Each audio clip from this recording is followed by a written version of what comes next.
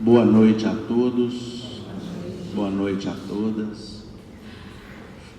Lembramos a todos os presentes que verifiquem os seus aparelhos celulares, a fim de colocá-los no modo silencioso.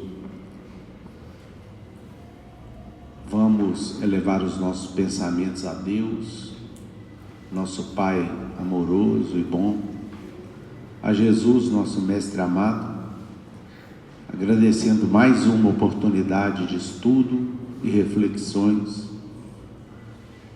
a respeito da boa nova do nosso amado e querido Mestre. Que Ele possa abençoar os nossos estudos, abençoar a todos aqui presentes, e que essas bênçãos de paz e de misericórdia possam se estender aos nossos lares, bem como a todos os que encontram em sofrimento, que se encontram doentes, reclusos, amargurados. Que Deus possa cobrir a todos de bênçãos e de paz. Pai nosso que estais nos céus, santificado seja o vosso santo nome. Venha a nós o vosso reino, seja feita a vossa vontade, aqui na terra como em todo o universo. O pão nosso de cada dia nos dai hoje, Senhor. Perdoai as nossas dívidas, assim como perdoamos os nossos devedores. Não nos deixeis cair em novas faltas, livrai-nos do mal, pois que vosso é o reino, o poder, a majestade, a glória para todo sempre, que assim seja. Em nome de Deus, de Jesus, nosso Mestre amado, de Paulo de Tarso, patrono da nossa casa de oração, estudo e trabalho, os nossos amigos e benfeitores espirituais, estamos iniciando os nossos estudos evangélicos e doutrinários dessa noite, na santa e bendita paz no Senhor, que assim seja.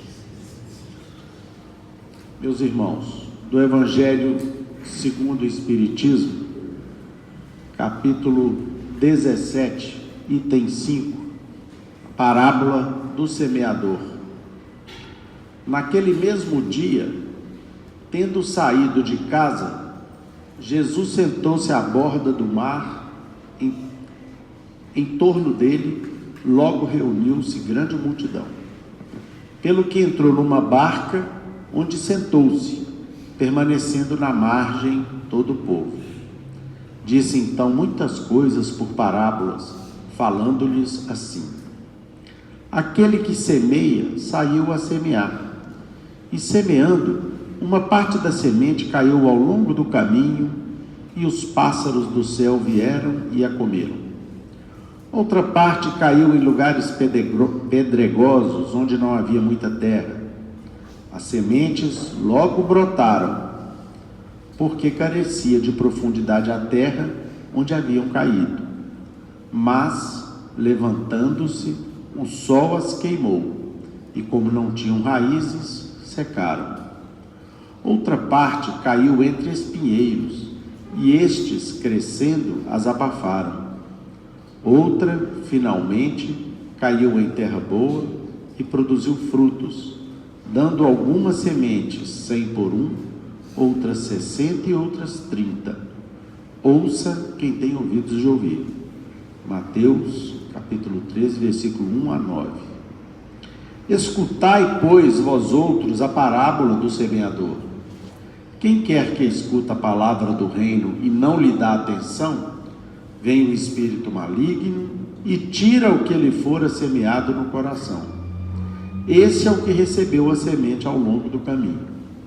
Aquele que recebe a semente em meio das pedras é o que escuta a palavra e que a recebe com alegria no primeiro momento, mas não tendo nele raízes, dura apenas algum tempo.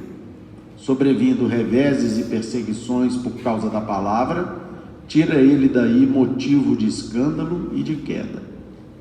Aquele que recebe a semente entre espinheiros é o que ouve a palavra, mas em quem, logo, os cuidados desse século e a ilusão das riquezas abafam aquela palavra e a tornam infrutífera. Aquele, porém, que recebe a semente em boa terra, é o que escuta a palavra, que lhe presta atenção e em quem ela produz frutos, dando 100 ou 60 ou 30 por um. Mateus capítulo 13, versículo 18 a 23. Em conjugação com essa mensagem de Jesus, registrada pelo evangelista Mateus, nós temos no capítulo 2 do Livro dos Espíritos, da lei de adoração, objetivo da adoração, a questão 649. Em que consiste a adoração? A resposta dos Espíritos: na elevação do pensamento a Deus. Deste, pela adoração, aproxima o homem sua alma. Meus caríssimos irmãos e irmãs, nós precisamos contextualizar o ensinamento de Jesus. Whindersson, você está conosco aqui? No tempo em que o Cristo caminhou por aqui entre nós, na Galileia antiga, e a parábola do semeador, como todos os ensinamentos de Jesus, pessoal, precisava ser narrada de maneira que não apenas os seus contemporâneos entendessem o ensinamento que ele desejava, mas a sabedoria do Cristo era tão grande que ele se utilizava dos exemplos do cotidiano daquele tempo para poder trazer ao mundo lições inigualáveis em sabedoria e significado. Jesus, nesse tempo aqui, segundo o evangelista Mateus, ele subiu numa barca e os evangelistas e os seus discípulos e as pessoas ficaram ali à beira do lago de Genezaré. E Karl Barth, quando ele explica, numa obra chamada As Parábolas de Jesus, ele explica como que era ali a geografia daquele lugar, o relevo, etc. Existiam ali os montes, que ficavam em torno do lago, e esses montes desciam pedras que se localizavam próximas às margens.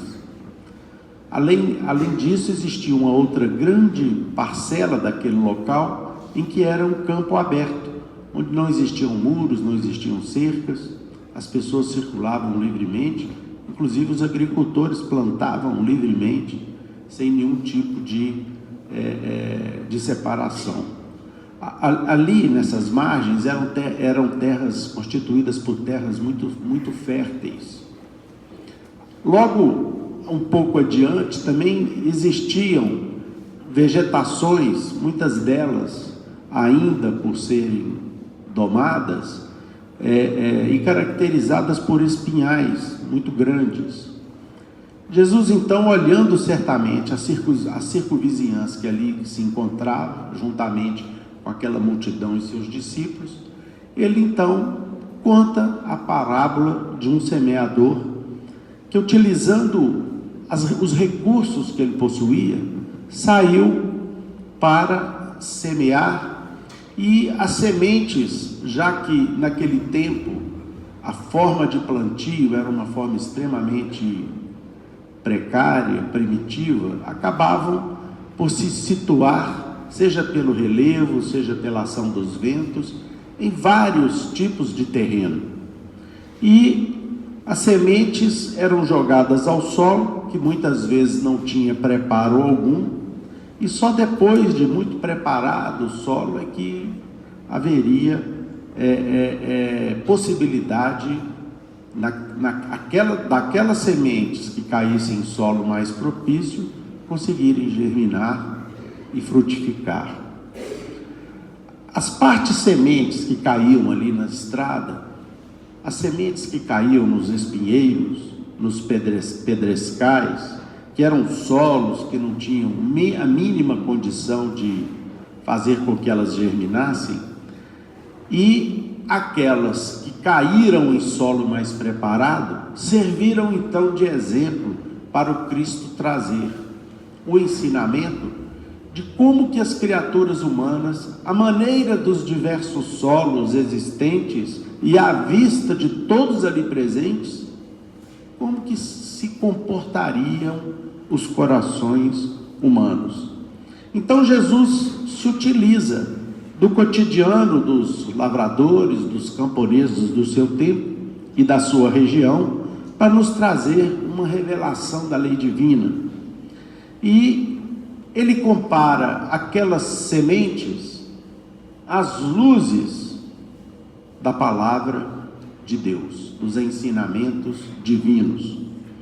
E essas parábolas, especialmente aquelas em que Jesus se reportava às práticas de agricultura do seu tempo, elas têm muita, estreita, absoluta relação com a revelação divina, com o processo em que Deus se utilizou em todos os tempos, inclusive a partir do auxílio do seu próprio Filho dileto e querido, que é o nosso Senhor Jesus Cristo, para orientar espiritualmente falando as criaturas humanas, dando-lhe rumos, conselhos, diretrizes e ideias renovadas, porque esses ensinos até então não tinham sido proferidos da maneira que o Cristo o fez para as criaturas aqui do planeta.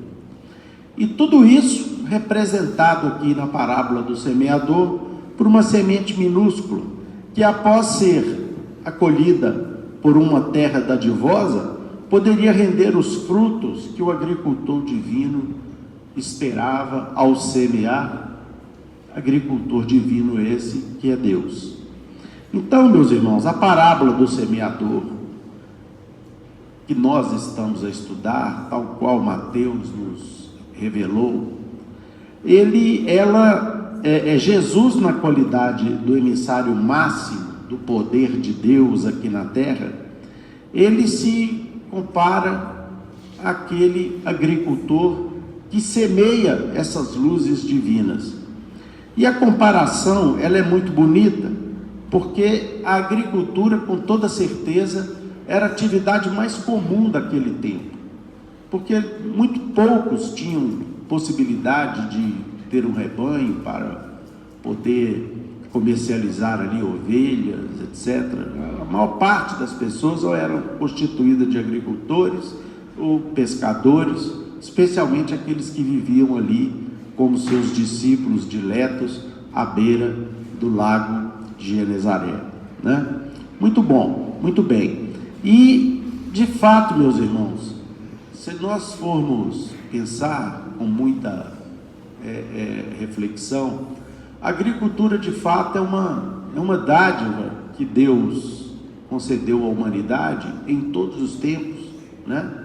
Assim que as civilizações começaram a se fixar, deixaram de ser nômades e passaram a se fixar em determinadas regiões, o homem aprendeu a plantar para colher e se alimentar. E há algo de muito divino nisso, né?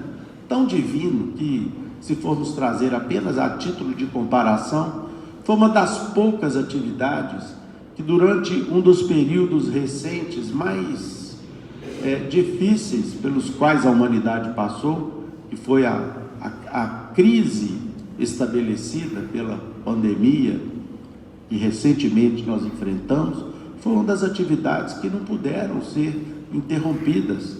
Eu mesmo presenciei diversas pessoas enfrentando o risco de contrair a doença até então desconhecida pela humanidade, mas sem afastar-se das suas atividades cotidianas do campo, porque essas atividades eram imprescindíveis não apenas para o seu sustento, mas para o sustento das pessoas, de um modo geral, né? Tamanha a beleza, tamanha a importância dessa atividade da qual Jesus se vale para trazer um grande, um imenso ensinamento para a humanidade. Então o mestre é aquele semeador que saiu para semear e foi lançando as suas sementes de luz indistintamente em todos os corações humanos, né? Mesmo aqueles corações que não se encontravam, e diríamos nós, e que ainda não se encontram preparados para receber essa revelação. E o que é mais interessante é que essas sementes são uma atividade, se constitui numa atividade que é repetida pelo Cristo, agindo sobre as leis de Deus, em todas as vidas que nós vivenciamos aqui no planeta.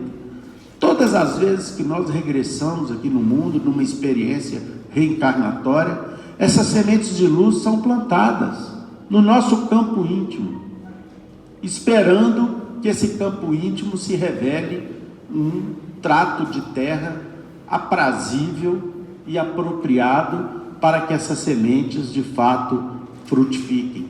O que significa desde já a igualdade de oportunidades que o Pai estabeleceu para toda a sua criação.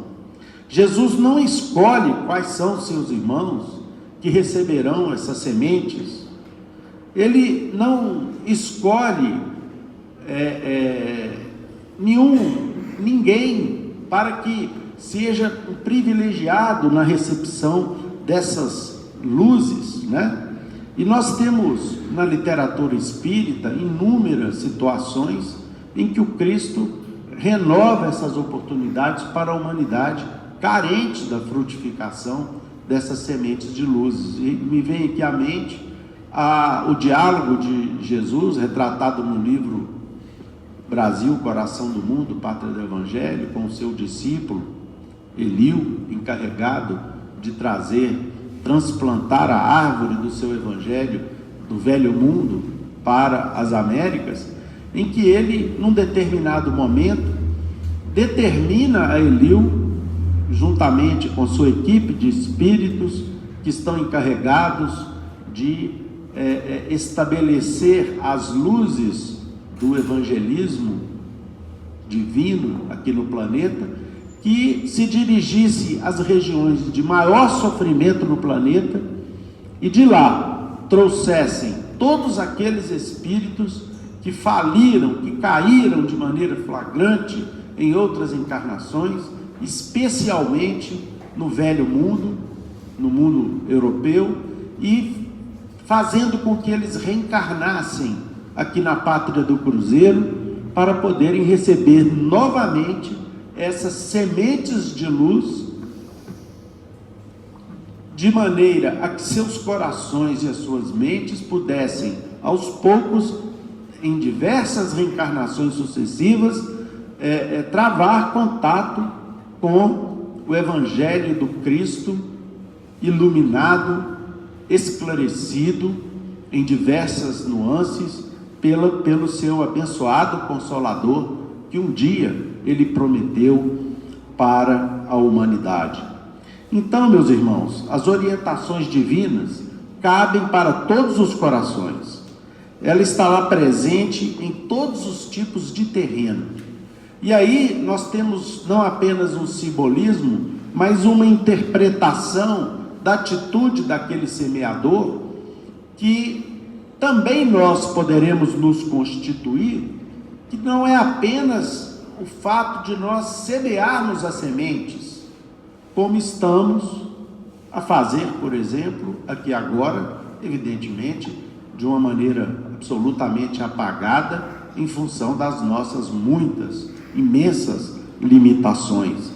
Mas nós temos uma interpretação desse texto evangélico que nos foi trazido por Mateus e sobre a qual nós precisamos muito refletir, que é exatamente a necessidade que nós temos de transferir as sementes de iluminação para cada um dos nossos irmãos poderem produzir esses benefícios recebidos de acordo com a sua capacidade. Nós não temos que nos preocupar que tipo de coração ou de campo receberá essas sementes de luz.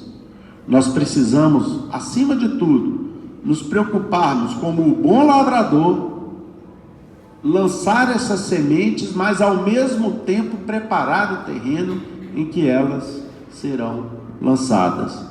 Por isso é que o preparo do solo, tal qual o preparo dos corações humanos, como que nós deveremos fazer isso? A partir do nosso raio de ação. Nós podemos preparar os corações humanos daqueles que nos são mais próximos. Antes mesmo disso, nós temos que preparar os nossos próprios corações para podermos receber essa sementeira, para que eles se transformem numa sementeira que de fato receba essas luzes e as reproduzam 1 por 100, 1 por 30, 1 por 60, como nos diz o texto evangélico. Então, não basta apenas lançar a semente. É importante que nós ofereçamos a nossa contribuição para o preparo dos solos onde essas sementes irão cair, a partir do nosso exemplo. É São Francisco de Assis que nos ensina que nós devemos pregar o Evangelho de todas as formas, inclusive com palavras.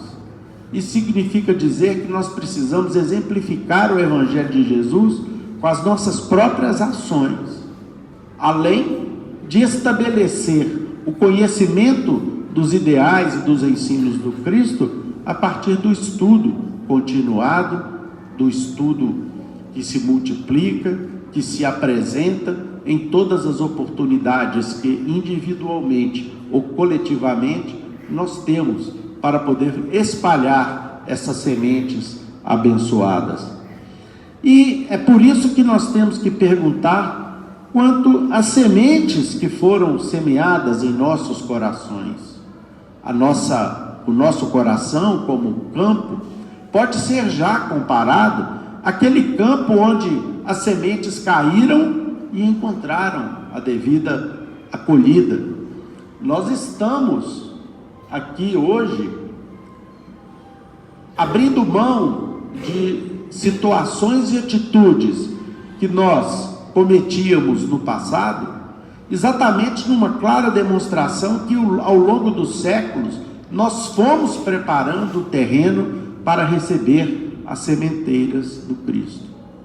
Já estamos aqui hoje, de boa vontade, procurando ouvir os ensinamentos, trazendo esses ensinamentos para as nossas experiências e de alguma forma tentando colocá-los em prática, o que é o que determinará a produtividade que efetivamente essas sementes de luzes significarão ou se multiplicarão, né? Então nós não somos mais, graças a Deus, nós não somos mais espinheiros, ou não somos mais pedrescais, ou não somos mais beira do caminho, onde a semente chega e se perde. Graças a Deus, meus irmãos, minhas irmãs, o Evangelho de Jesus já operou alguma transformação em nossos corações. Graças a Deus. Mas é preciso que essas transformações, elas se aprofundem. O nosso desafio agora é a produtividade. Da mesma maneira que determinados solos, dependendo do tratamento, dependendo da adubação, dependendo do cuidado do agricultor, irão produzir numa quantidade satisfatória, outros solos, embora recebam e façam frutificar essas sementes, as produzem de uma maneira incipiente.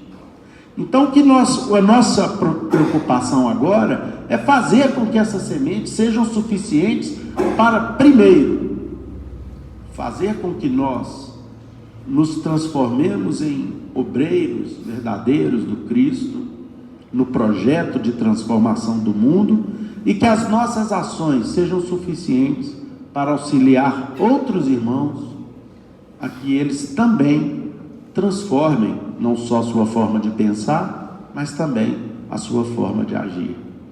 Então, a atitude que o semeador divino adotou ao longo dos séculos com as sementes, né, foi trabalhar para que cada vez mais elas caíssem em solo dadivoso, né? E nós temos aqui, meus irmãos, uma página do livro Pontos e Pontos, do nosso estimado irmão X, que fala do semeador incompleto. E aqui nós vamos ver o quão é necessário nós, espíritas cristãos, compreendermos que não basta apenas lançar a semente. Nós temos que ter solidariedade, cuidado, atenção, carinho, amor, desvelo para com os campos, os tratos de terra, representado aqui pelos corações humanos, que nós vamos, por onde nós vamos semear ao longo das nossas vidas. Conta-se que existia um cristão inteligente e sincero, de convicções fortes e maneiras francas, que onde estivesse, atento às letras evangélicas, não deixava de semear a palavra do Senhor. Então, nós vemos aqui um cristão que, onde estivesse, se constituía como num semeador, né? Espalhava as sementes de luzes constituídas pelos ensinamentos divinos, explicitados de maneira invulgar, incomparável pelo nosso Senhor Jesus Cristo. Excelente conversador, ocupava a tribuna com êxito invariável. As imagens felizes fluíam-lhe dos lábios quais arabescos maravilhosos de som. Ou seja, esses pregadores absolutamente inspirados, que trazem os ensinamentos de Jesus e nos prendem horas a fio, né? Ouvindo e bebendo essa sabedoria que vertem dos ensinos do Cristo em especial, mas que são muitas vezes reverberados por criaturas extremamente preparadas, né? Ensinava sempre, conduzia com lógica, aconselhava com acerto, espalhava tesouros verbais. No entanto, reconhecia-se incompreendido de toda a gente. Em verdade, no fundo, exaltava o amor. Todavia, acima de tudo, ele desejava ser amado. Salientava os benefícios da cooperação.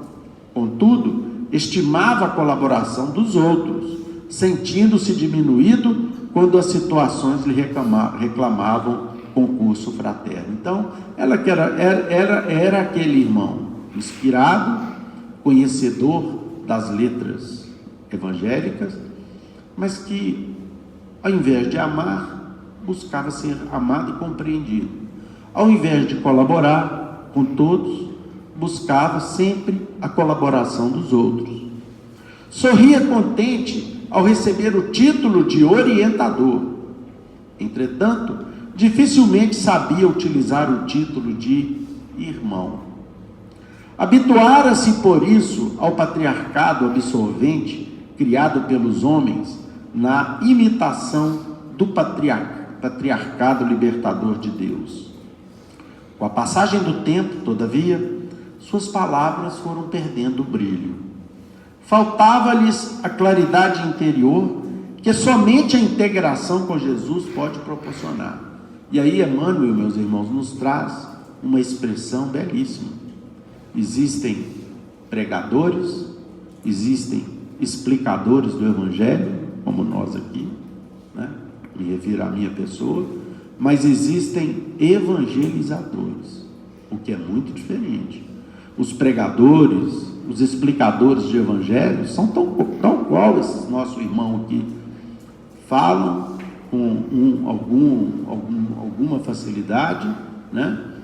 Porém, as suas palavras perdem o brilho se não estiverem integrados nas suas ações e nos seus pensamentos com os exemplos do Cristo. Ou seja, não basta pregar a palavra de Jesus, é preciso que nós vivenciemos na nossa vida, ou pelo menos nos esforcemos em vivenciar essas palavras.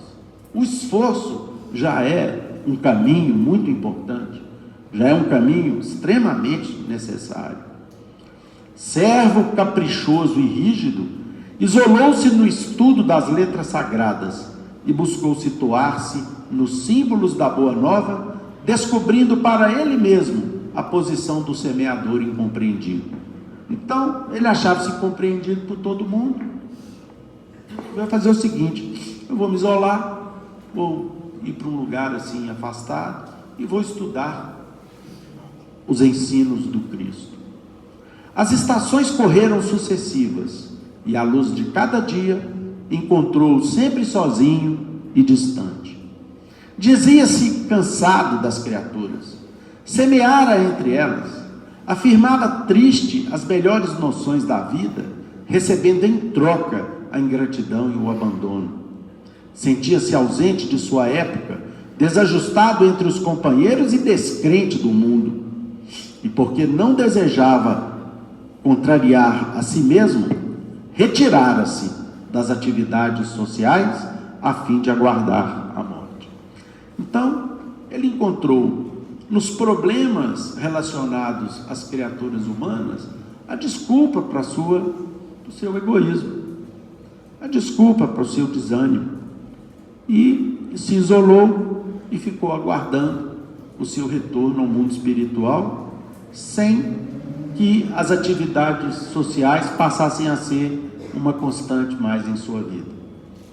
Efetivamente, o anjo libertador, decorrido algum tempo, veio subtraí-lo do corpo físico. Estranho agora ao ambiente carnal, vagueou em esfera obscura durante muitos anos. Mantinha-se apagada a lâmina do seu coração, a lâmpada do seu coração. Não possuía suficiente luz para identificar os caminhos novos ou para ser visto pelos emissários celestes. Ou seja, ele chegou no mundo espiritual em uma situação de extrema necessidade espiritual. O inteligente instrutor, por fim, valeu-se da prece. Afinal, fora sincero em seus pontos de vista, fora leal a si próprio. E tanto movimentou os recursos da oração, que o Senhor, ouvindo-lhe as súplicas bem realizadas, desceu em pessoa nos círculos penumbrosos. Sentindo-se agraciado, o infeliz alinhou frases preciosas que Jesus ouvia em silêncio. Depois de longa exposição verbal do aprendiz, perguntou o mestre amável: meu irmão, que missão desempenhaste entre os homens? O interpelado fixou o gesto de quem sofre o golpe da injustiça e esclareceu: Senhor, minha tarefa foi semelhante à daquele semeador da tua parábola. Gastei várias dezenas de anos espalhando tuas lições na terra. No entanto, não fui bem sucedido no ministério. As sementes que espalhei a mancheias sempre caíram em terra sáfara, ou seja, terra não preparada, né? Quando não eram eliminadas pelas pedras do orgulho, apareciam monstros da vaidade, destruindo-as. Surgiam espinhos da insensatez, sufocando-as. Crescia o lodo do mal, anulando-me o serviço. Nunca fugi ao esforço de oferecer teus ensinamentos com abundância. Atirei-os aos quatro cantos do mundo, através da tribuna privada ou da praça livre. Todavia, meu salário tem sido o pessimismo e a derrota. Então aqui, meus irmãos, nós temos que compreender que não basta apenas espalhar as sementes. Não basta apenas nós dizermos ser espíritas. Não basta apenas nós ensinarmos ou transferirmos às pessoas os conhecimentos que nós adquirimos a partir do esforço próprio. Jesus fitava-o condoído. E porque os lábios divinos nada respondessem, o aprendiz acentuou: portanto, é imperioso reconhecer que te observei as advertências, fui sincero contigo e fiel comigo mesmo. Verificando-se novo intervalo, disse o Senhor com imperturbável serenidade: meu irmão, se atiraste tantas sementes a esmo, que fazias do solo? Acreditas que o Supremo Criador conferiu eternidade ao pântano e ao espinheiro? Que dizer do lavrador que planta desordenadamente, que não retira as pedras do campo, nem socorre o brejo infeliz? É fácil espalhar sementes, porque os princípios sublimes da vida procedem originariamente da providência divina. A preparação do solo, porém, exige cooperação direta do servo disposto a contribuir com o próprio suor. Que fizeste em favor dos corações que converteste em terra de tua sementeira? Esperavas acaso que o lago lodacento te procurasse as mãos para ser drenado e que as pedras te rogassem remoção, que os carrascais te pedissem corrigenda? Permaneceria a sementeira fora do plano educativo estabelecido pelo Pai Eterno para o universo inteiro? Ante nova pausa que se fizera, o crente desapontado objetou: contudo, Senhor, tua parábola não se refere aos nossos deveres para com o solo. Oh, tornou Jesus complacente, estará então o mestre obrigado a resolver os problemas dos discípulos? Não me reportei à vinha do mundo, à charrua do esforço, ao trigo da verdade e o joio da mentira? Não expliquei que o maior no reino dos céus será sempre aquele que se transformar em servo de todos? Não comentei muitas vezes a necessidade do trabalho? O ex-instrutor silenciou em pranto convulso. O Senhor, todavia, afagou-lhe pacientemente a fronte e recomendou: volta, meu amigo, volta ao campo do trabalho terrestre e não te esqueças do solo antes de semear. Cada coração respira em clima diferente. Enquanto muitos permanecem na zona fria da ignorância, que são solos necessitados do nosso plantio, do nosso preparo, meus irmãos, outros se demoram na esfera tórrida das paixões desvairadas. Volta e vive com eles, amparando a cada um segundo as suas necessidades. Aduba a sementeira do bem, de conformidade com as exigências de cada região. Esse ministério abençoado reclama renúncia e sacrifício. Atendendo aos outros, ajudará a ti mesmo. Por enquanto, és apenas o semeador incompleto. Espargiste, ou seja, espalhaste as sementes, mas não consultaste as necessidades do chão. Cada gleba tem as suas dificuldades, os seus problemas e os percalços diversos. Vai e, antes de tudo, distribui o adubo da fraternidade e do entendimento. Nesse instante, o ex-pregador da verdade sentiu-se impelido por vento forte. Além do renascimento, arrebatava-o às esferas mais baixas, onde, novamente internado na carne, trabalharia não para ser compreendido, mas para compreender. E aqui nós lembramos da figura de João Batista, para encerrar aqui a nossa participação, que se vestia em pele de camelo, em pele de carneiro, que se alimentava de mel silvestre e que habitava o deserto pregando a vinda daquele que haveria de libertar o mundo dos males e do opróbrio, que sequer tinha um terreno apropriado para cultivar o solo, porque ele morava num deserto, mas que transformou as areias quentes desse deserto no solo mais apropriado para iniciar o cultivo da vinda o anúncio da vinda daquele que viria transformar o mundo para todas as pessoas. E é por isso que Jesus, falando sobre João Batista a seus discípulos, dizia que dos nascidos de mulher, João é o maior, mas o maior no reino dos céus será menor do que ele. Numa clara demonstração de que todos nós podemos nos transformar em lavradores úteis, mas sem jamais nos esquecermos dos corações onde nós vamos semear as experiências que recebemos a partir do nosso esforço. Que Jesus nos abençoe. Meus irmãos, boa noite a todos. Que Jesus nos abençoe no nosso esforço de estudo e de aprendizado da noite.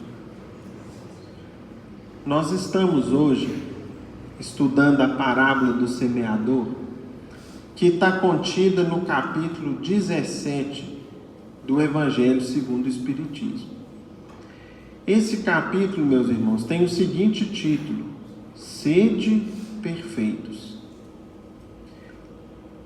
No título, vai aqui já em tudo no Evangelho tem um propósito e um aprendizado que às vezes com o tempo a gente vai percebendo. Vejam que interessante.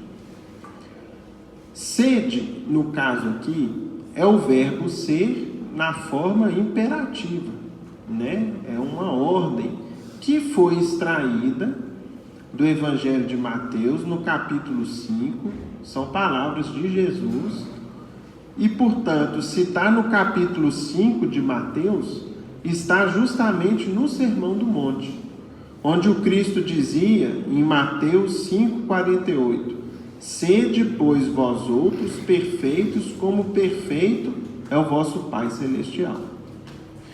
Então vejamos, meus irmãos, sede, hoje em dia, nós não vemos muito na linguagem coloquial o uso do verbo ser no imperativo desta maneira. Às vezes a gente vê o seguinte: seja corajoso, seja prudente, mas sede às vezes não é tão comum.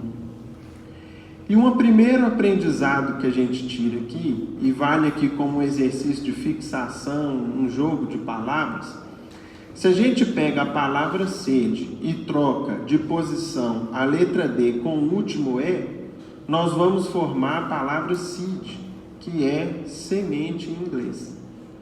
Então vejam que de maneira diferente, a semente da perfeição está sendo abordada para nós nesse capítulo. Que semente de perfeição é essa? É a semente, meus irmãos, é o Evangelho, é a palavra divina, são as lições que foram trazidas por nós, por inúmeros missionários e mensageiros de Jesus, não somente no Ocidente como no Oriente.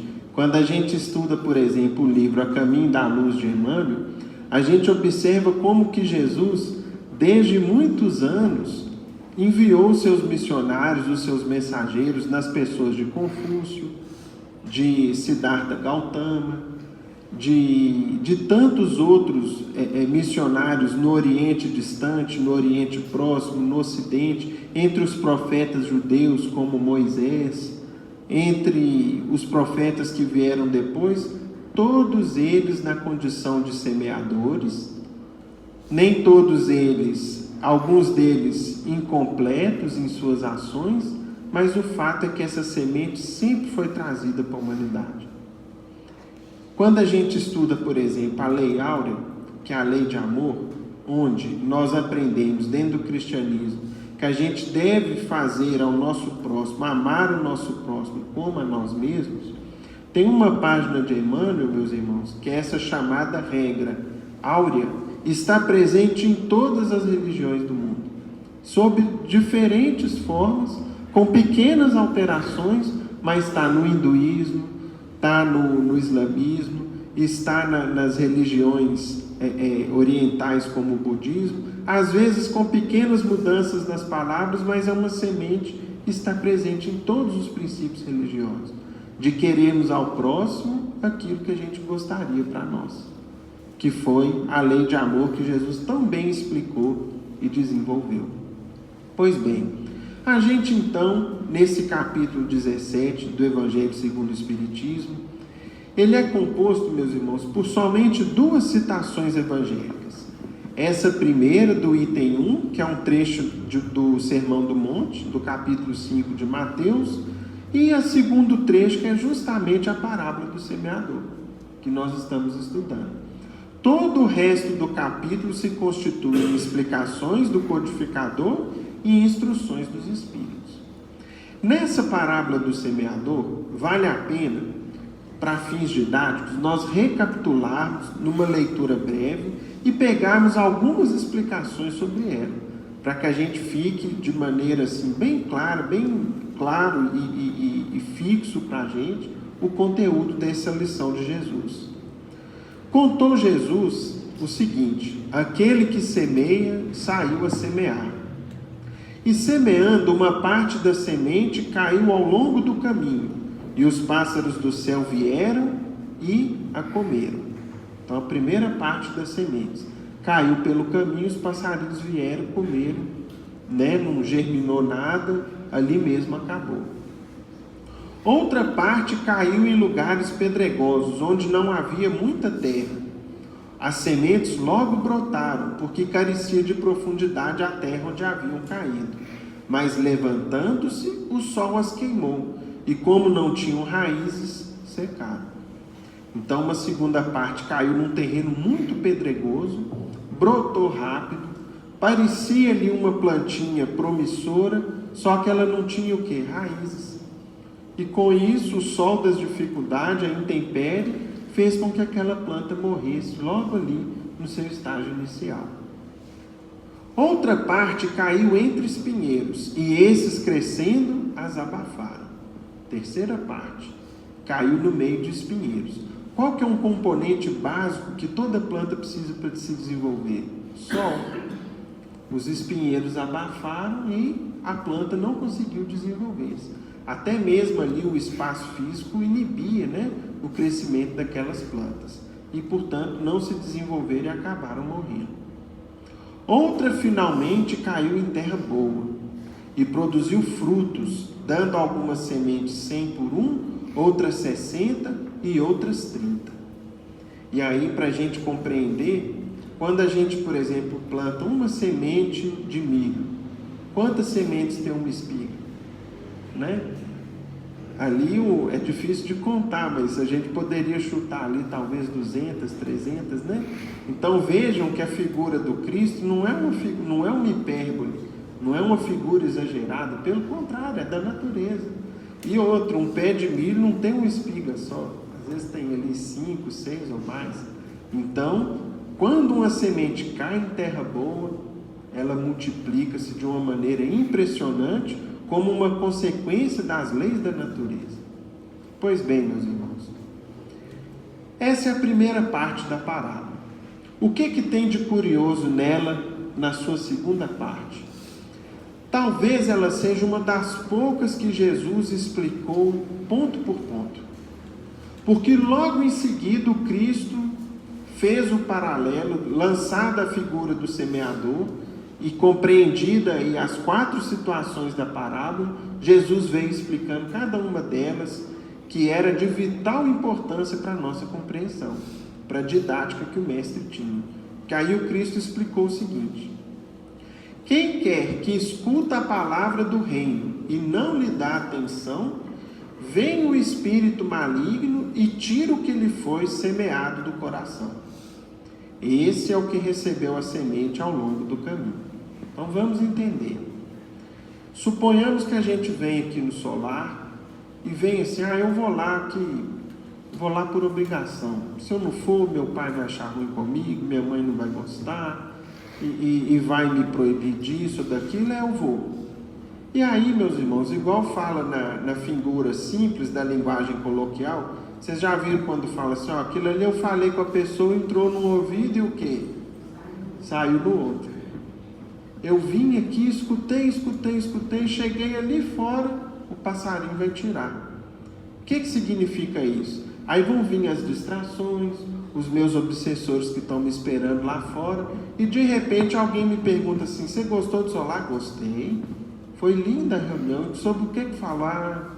Acho que foi sobre o amor, Mas às vezes não sabe nem explicar direito o que foi estudado, o que foi abordado naquela noite. Então, isso acontece muito. Se a gente tiver com a atenção, às vezes não é nem o primeiro caso de eu vir por uma circunstância constrangido. Às vezes eu venho disperso. Eu estou extremamente preocupado com o trabalho, com o problema que eu estou em casa. Ali eu não vou aproveitar bem aquela semente. Porque a verdade, meus irmãos, é que toda vez que a gente vem aqui, é como se eu ganhasse de presente um tanto de semente abençoada para mudar minha vida. Tem dia que eu ganho a semente da paciência, a gente estuda sobre paciência. Outro dia nós vamos estudar sobre o perdão. Outro dia nós vamos estudar sobre a necessidade da brandura, da gente ser mais manso, mais sereno. Outro dia nós vamos estudar a necessidade da caridade. Tudo isso é uma semente maravilhosa, que se eu aplicasse, plantasse ela direitinho nesse terreno aqui, ó, geraria uma planta maravilhosa. Mas às vezes a semente cai e o passarinho vem e come, a semente nem sequer germina. O segundo caso agora, Jesus explicou, ó, aquele que recebe a semente em meio das pedras é o que escuta a palavra e que a recebe com alegria no primeiro momento, mas não tendo nele raízes, dura apenas algum tempo. Porque quando surgem reveses e perseguições por causa da palavra, tira ele daí motivo de escândalo e de queda. Então vamos entender. O que é a semente que cai no terreno pedregoso, germina, mas não cria raízes? Não criar raízes é não penetrar no solo do coração. É ficar superficial. E aí, uma planta que não tem raízes, como que ela vai sobreviver às intempéries? O chamado veranico, que é um período prolongado de seca e de sol. Se ela não tem raízes, ela não tem como puxar água no subsolo, ela vai secar. E por outro lado, se vem uma tempestade forte, a raiz tem também a função de quê? De fixação no solo. Quando a gente vê uma árvore bonita e viçosa, pode ter certeza que existe uma estrutura poderosa ali por baixo da terra que sustenta ela. Essas árvores lindas que a gente tem no nosso pátio aqui, são mognos que foram plantados, acho que há 40 ou 50 anos atrás, não existiam. Hoje a gente vê elas de longe, tem uma estrutura, uma raiz forte, que garante ali a estabilidade, a força e a permanência dela.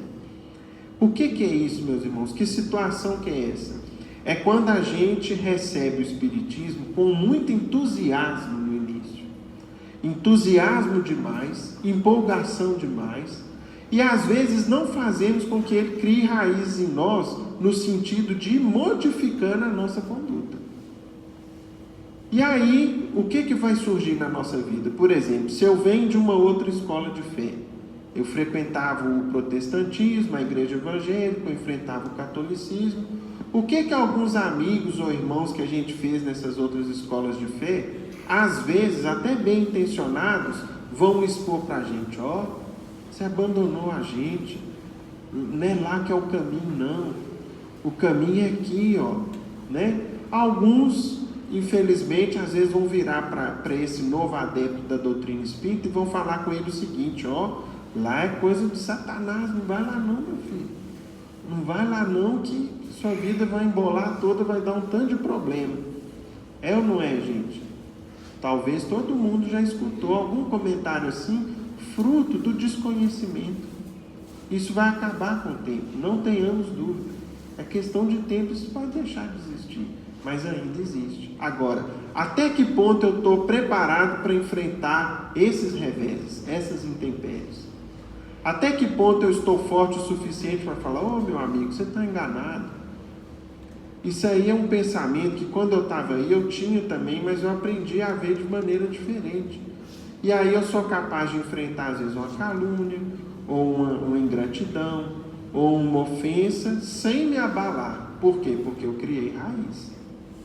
Então nós precisamos criar essa raiz. Essa raiz vai vir de uma convicção segura.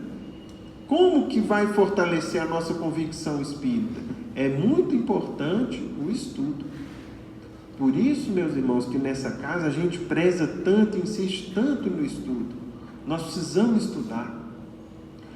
podem ter certeza que é questão de tempo, uma ou outra pessoa do nosso meio de convívio vai nos perguntar a respeito do Espiritismo. E muitas vezes nós não vamos ter a seguinte circunstância: eu vou falar assim com ele aqui, eu não sei te explicar, vai lá no solar que você vai entender.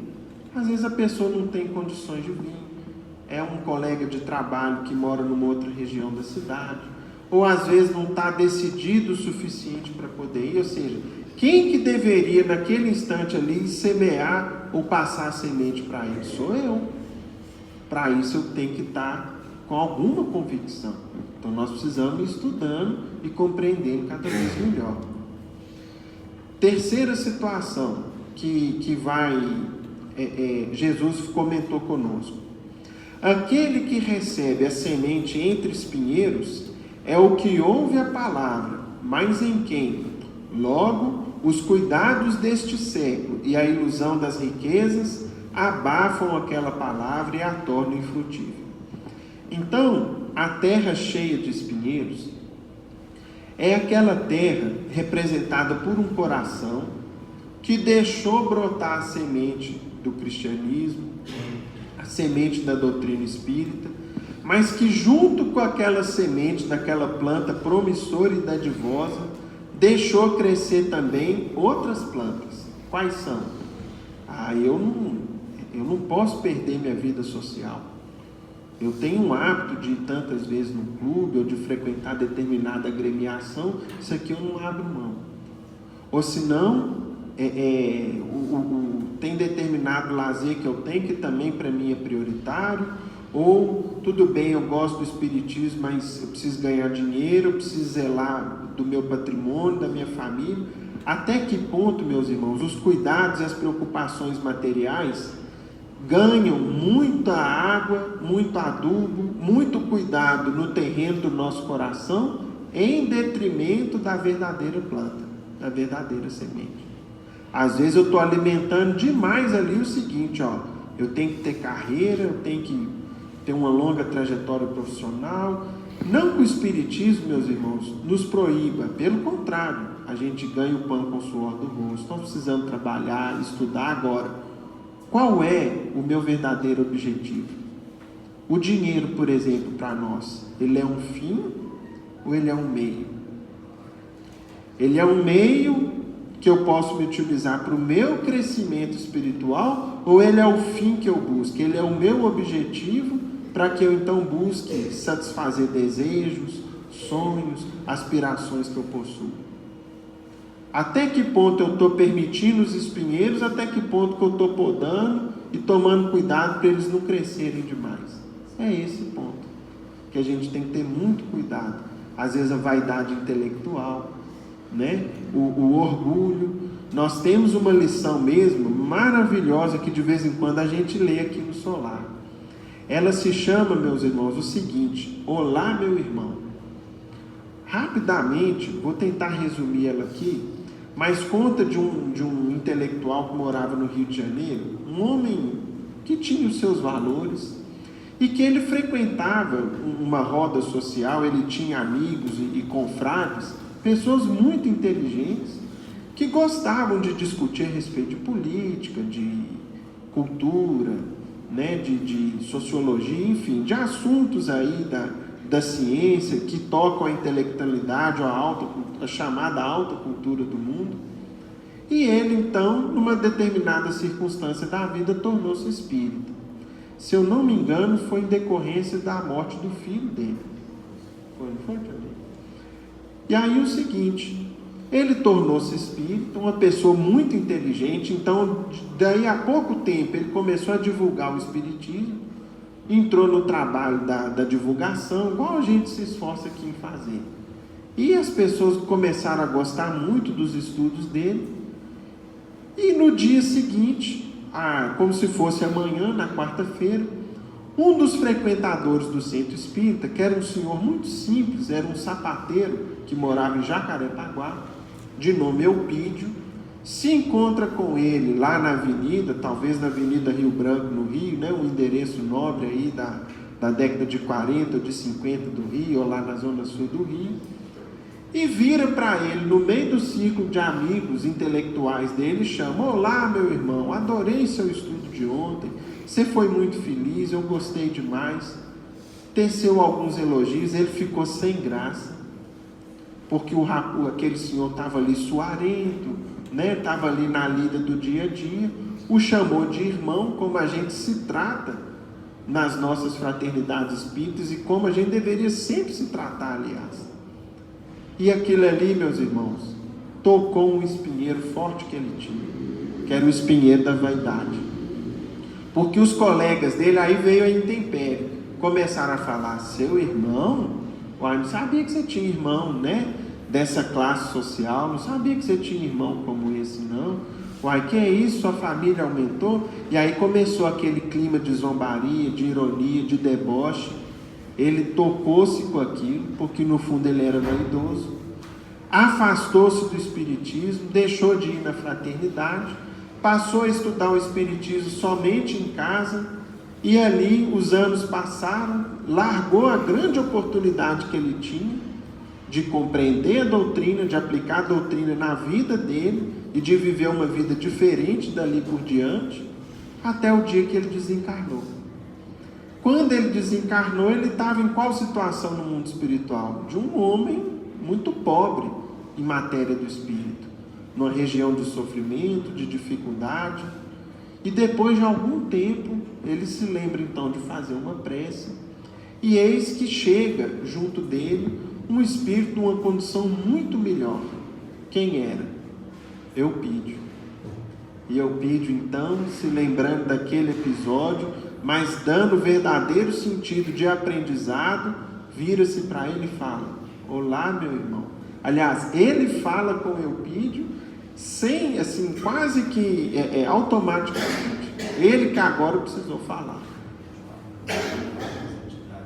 Isso, só que agora Eupídio, que estava numa roda de amigos de grande quilate espiritual, de grandes valores da alma. Eupídio, então, ao invés de repetir o gesto de deboche, de pouco caso, né, de desprezo que ele teve com ele no passado, pelo contrário: olá, meu amigo, vem cá, me siga aqui que eu vou te levar até seu filho, que você sonha tanto em rever aqui no mundo espiritual.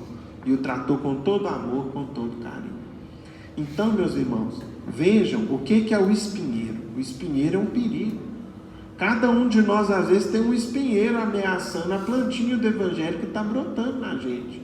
Uns a vaidade, outros os vícios de todas as naturezas. Nós já conhecemos mais ou menos o espinheiro que cada um tem.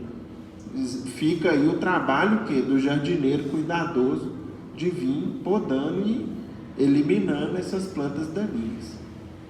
Finalmente, Jesus explica: aquele, porém, que recebe a semente em boa terra é o que escuta a palavra, que lhe presta atenção e em quem ela produz frutos, dando 100 ou 60 ou 30 por um. É a terra boa.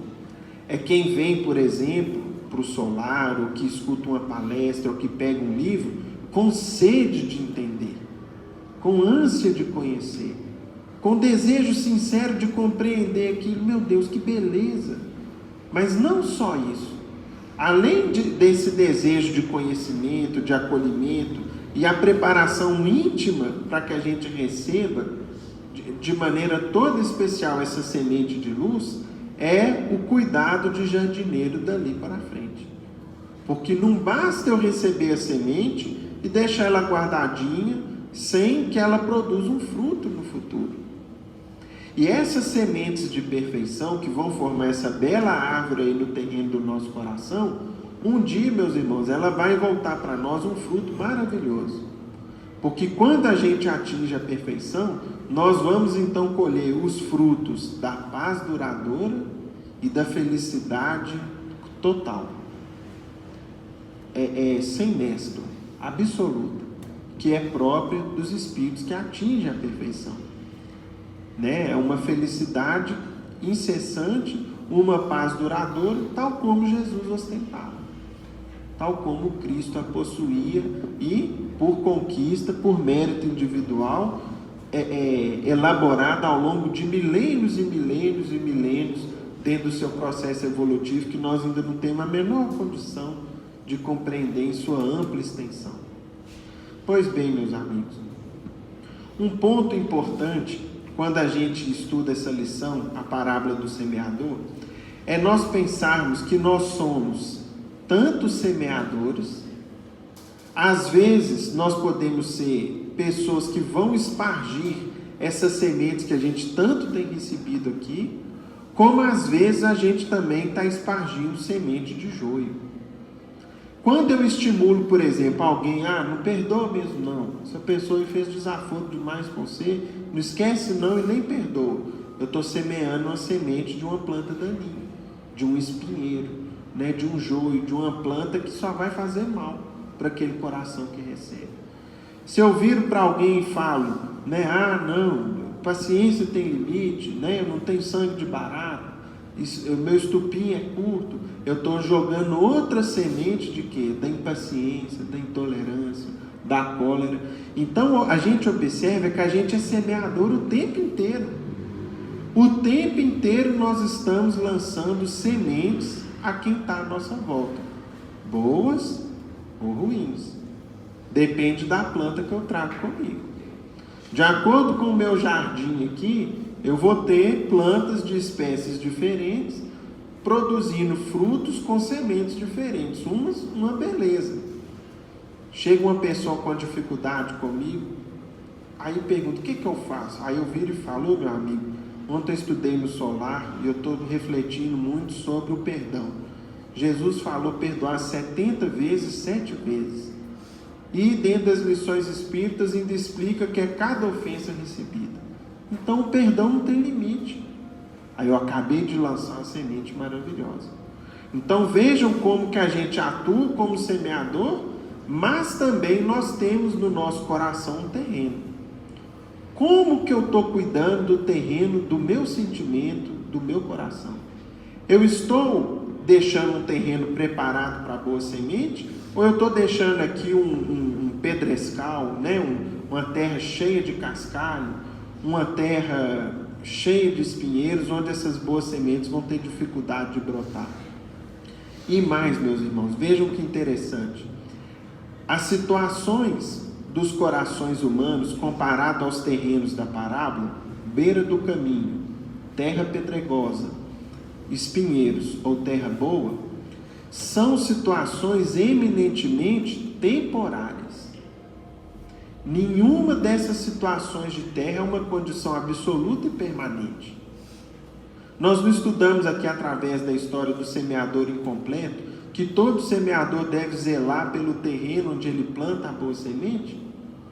Nós temos o grande semeador da vida, que é Deus, que se utiliza de uma ferramenta importantíssima que consegue de vez em quando remover e mudar os terrenos dos nossos corações. Qual que vocês acham, meus irmãos, quando a gente vai para o trabalho no campo, nós nos lembramos, por exemplo, de ferramentas como a enxada ou o arado. Qual que é a forma, como que o arado trabalha, ou a grade que um trator vem puxando? Nós estamos na cidade grande, às vezes não temos muita familiaridade com isso, mas uma grade ou um arado é um tipo de ferramenta puxado por animal, por tração animal ou por uma máquina, por um trator, constituído basicamente de alguns dentes metálicos ou de discos metálicos que tem por principal função o quê? Rasgar a terra, revirar, remoer a terra. O que em sua natureza não é um trabalho suave. A terra vem sendo rasgada para que ela então rompa aquela camada superficial mais dura, na qual a semente não entraria, e uma vez com a terra remoída, revirada, preparada, arada e gradeada, a semente pode ser lançada e vai frutificar. Esses trabalhos mesmo, daqui a pouco tempo, quem convive na roça vai observar. Mês de agosto e setembro é tempo de preparar a terra. Aí tem músicas bonitas, né, da nossa música popular que mostram. É calor de mês de agosto, é meados de estação, vejo sobras de fumaça e queimadas no espigão. a música do Chitãozinho Chororó, vocês já devem ter visto. Porque lavrador tombando terra, é hora de preparar a terra para receber a semente. Aí, voltando agora para o nosso estudo. Deus tem um arado. Tem um arado que rompe a dureza da terra, que prepara para receber a semente. E esse arado, meus irmãos, chama-se sofrimento.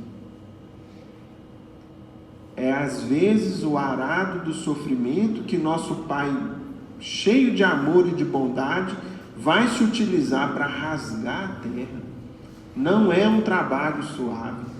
O arado não é constituído de pluma de ganso ou de folha de bananeira para alisar a terra, não. Ele rasga a terra. E assim o sofrimento muitas vezes vai fazer conosco. É preciso a gente sofrer, passar por situações difíceis, por obra e vontade de nosso Pai Celestial, porque é isso que revira a terra, que rompe a camada dura do coração e prepara para receber uma boa semente. E Deus às vezes se utiliza desse arado. Será que o lavrador xinga ou acha ruim ou reclama do arado que ele tem para trabalhar? Não.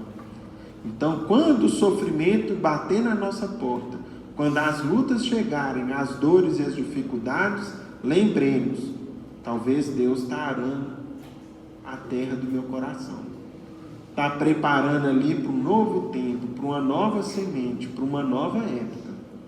E aí a gente tem que estar preparado para quê? Para receber a semente, plantar no tempo certo e não perdermos a oportunidade.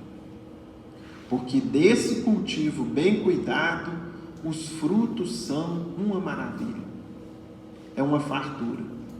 Jesus nos dizia, né? Vinde a mim, vós que tem sede e fome, que eu vos saciarei. É isso, é o pão da alma. É o milho o trigo, né? A boa semente do Evangelho, que sacia o nosso espírito na sede que nós temos de evolução e de progresso. Que Jesus nos ampare e nos abençoe a todos.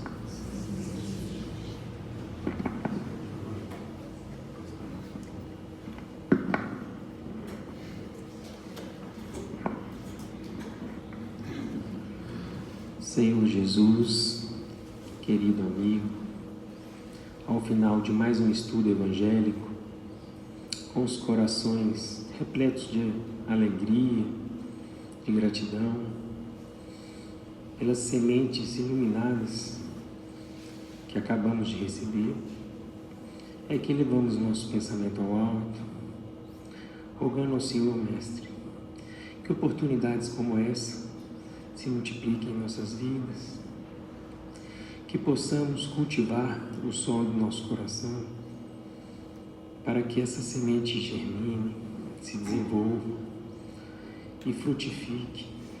Que possamos também, Senhor, espalhar essas sementes no nosso lar, no nosso trabalho, na vizinhança, buscando, através principalmente do nosso exemplo, mostrar que a renovação íntima, que a vivência do seu Evangelho é o caminho seguro para a nossa evolução e a nossa felicidade. Rogamos ao Senhor, Mestre, que o Teu Evangelho possa cada vez mais alcançar todos os corações desse planeta, nos permitindo que em breve possamos transformar o nosso mundo em um mundo regenerado. E com essa rogativa, Senhor, pedimos ainda que o Teu amor e a Tua misericórdia possam alcançar aos irmãos que mais sofrem, nos hospitais, nos presídios, nas ruas, onde houver dor, sofrimento, que o emissário celeste possa estar ao lado para consolar, fortalecer e orientar a cada um de nós. Pai nosso que estais no céu, santificado seja o vosso nome, venha a nós o vosso reino, seja feita a vossa vontade, assim na terra como no céu. O pão nosso de cada dia nos dai hoje, perdoai as nossas ofensas, assim como nós perdoamos a quem nos tem ofendido. E não vos deixeis cair em novas faltas, mas livrai-vos do mal, pois que teus são o reino e o poder, a majestade e a glória, hoje e sempre, que assim seja. Com essa rogativa, em nome de Deus, de Jesus, nosso mestre amado, de Paulo de Tarso, patrono da nossa casa de oração, estudo e trabalho, dos nossos amigos e benfeitores espirituais, nós estamos encerrando os nossos estudos evangélicos e doutrinários desta noite, na santa e bendita paz, que assim seja. Teremos agora os trabalhos do passe, dos passos, cuja fila será formada no salão.